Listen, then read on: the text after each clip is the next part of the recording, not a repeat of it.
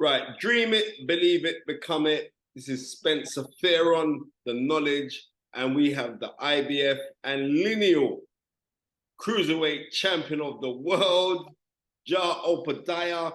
My friend, you must be, you're one of the most exciting fighters that I've seen in many a year. Where did you get your fighting style from? Thank you, man. That means a lot. Over, over the years, I've been fighting my whole life. First fight at 8 years old, grew up around the sport, and I got my own sort of style. I take little things from everyone, and I'm always learning. Okay, like who are your heroes while you were like growing up in the sport?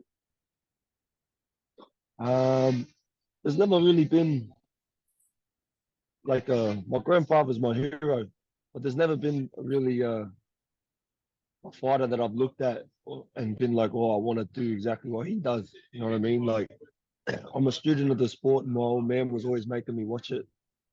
Um, but I've always just got certain things from certain people. You know what I mean? Like certain punches off certain people. But it's not sort of a specific style that I've looked at and wanted to sort of mimic. If that makes any sense. Yeah, it does. It does. It does. Because I remember you when you came over here in 2012 for the Olympics, right? And you at that time you just turned 17 years old. Like, Yeah. what kind of experience was that for you?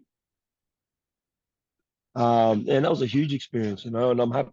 I'm glad I got to sort of do it at such a young age. You know what I mean? So I got to learn at a young age, experience things young. Um, but yeah, fighting on those big platforms, it's always, such a learning curve. Okay, because like when you fought the other day, right? Um, I've it's the first time I've seen like dual national anthems being sung. So they sung the Australian national anthem and the Samoan national anthem, which I've never, you know what I mean? I've never heard that before, ever. Like, what does it mean for you to have that dual identity? How much pride does it mean to you? Huge, man. It's massive, The to be able to fly two flags and have them full support every time I step in the rings it's an honor. You know what I mean? And I'm very, very proud of it. So, it's something that sort of motivates me and drives me every day. I've got people that believe in me. So, I'm not wasting time. I'm not wasting, people's time. They come out and do certain things for me. It's the time that really, well, I really care about. The money and the financial things are the easy side, but when people give their time that they'll never get back, it's something that I really sort of I appreciate. Yeah, because like you're very intensive. You do realize this, right?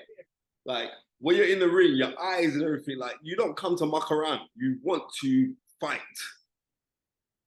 Where Yeah, does that man. come Well, from? I don't know. Just I've just boxed all my life, and I'm on a mission. I've got a job to do, and as soon as that bell goes, I've got to get the job done. So like, what are your aspirations to do? Because like there was talk of you was meant to fight Richard Riakporhe and that didn't happen. And then they slipped in Jordan Thompson.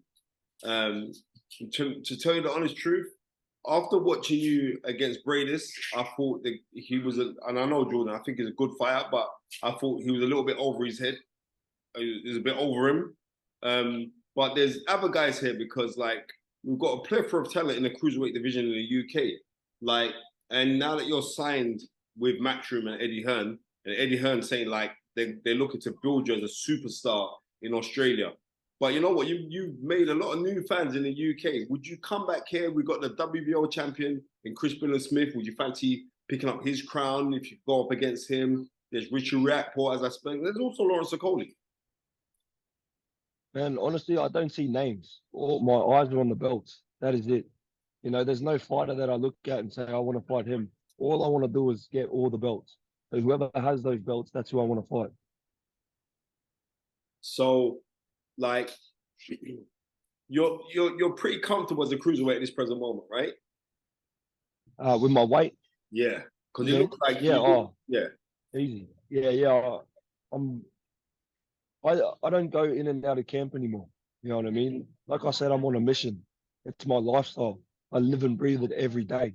So I think that's what separates me from other fighters. You know, it's not a hobby to me. It's my life. So, I make weight easy. Mm. Because like following to like a fellow southpaw cruiserweight who's moved up now to heavyweight in Usyk, like could we see you doing that eventually, moving up to heavyweight? Definitely, man. I'd love to go up to heavyweight further down the track. Like I said, my eyes are on the cruiserweight belts at the moment, so I've got a few boxes to tick first. But of course, I believe I have it in my ability.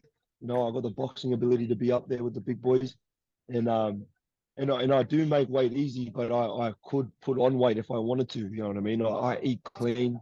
I'm very professional with what we do now. You know what I mean? Like I'm not here to waste time anymore. You know what I mean? When I was a kid fighting in the Olympics, you're going in and out, you're having fun, you're a superstar, this and that. That's not interesting to me anymore. All I think about is getting those belts every day, and that's what I want to do.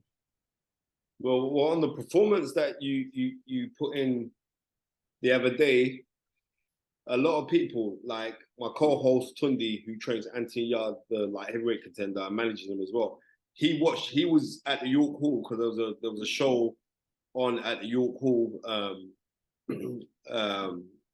Caroline Dubois won the IBO World Lightweight title, so he was at that fight. But while he was sat ringside, he was on screen watching your fight on his phone, and he sat there now and said, "Spence, this guy's serious, and you do not play about." And it's like your style is very, very fan friendly. So anybody watching your style, or like I said, you introduce yourself to a lot of new fans in the UK who haven't seen you, but we just saw like I don't know, maybe your nickname should be Demolition Man right from now on because you don't muck around, bro. So I pride myself of being a great boxer. You know what I mean? I feel like that should sell the tickets, that should, get the fans. It's just the boxing skills. Not people get confused these days with show business and boxing. You know what I mean? They sell a fight with their mouth and not their skills, and that's not how I grew up looking at the sport. I respect it too much. That I feel like this boxing to me is like the family business. You know what I mean? It's a fourth generation on my father's and a third on my mum's. So I want to be the boxer that a coach shows their fighter. You know what I mean? That's the style that I want. I want them. When people watch me, they get their pen and paper out. Um, so that's what I try and do. I just try and perfect the craft. I respect the craft, and I'm just trying to reach my full potential. Okay, so Ja, will we see you back in the UK? Man, who knows what the future holds? You know what I mean? And I feel like after my last fight, I really earned a lot of UK respect, and that's what we come here to do. So, and we're fighting for world titles now, so it also becomes a business. So, when they start throwing money around, I fight anyway. Well, Ja, all I can say to you, Mr. Opetaia, thank you so much for joining The Fight Is Right. And like, we always we start the show and close the show, but what we say is this: we've got our own catchphrase, and it's dream it, believe it, become it. Could you repeat that, please, sir? Dream it, believe it, become it. All right. Come on up, bro. Come on up. Right. The IBF and Ring Magazine lineal cruiserweight champion of the world, Mr. Ja, the new Demolition Man. You got skills to pay the bills as well, my bro. Opetaia, brother, thank you so much, yeah? Thank you, sir. Appreciate it. All right, take care. God bless. Thank you. Take care.